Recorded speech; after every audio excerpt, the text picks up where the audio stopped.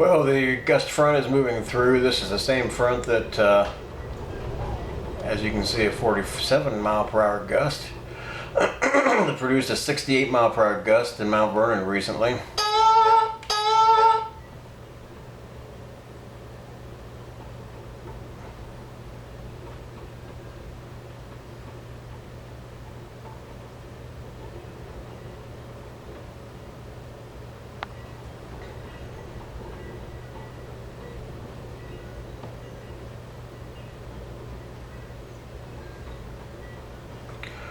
We had 47 on the altimeter.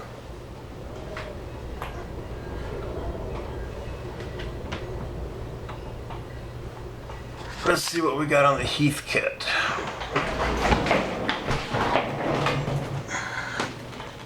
Peak gust so far on this one has been 51. So that's about right. The altimeter is averaging about 4 miles an hour on the higher winds. Lower than what the Heathkit is averaging. Oh, there's a 53 miles per hour gust. Take 1 hour off the time, so I haven't changed it backwards, so it's 127 instead of 127 instead.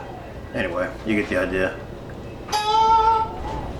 65 mile per hour gust. Wow.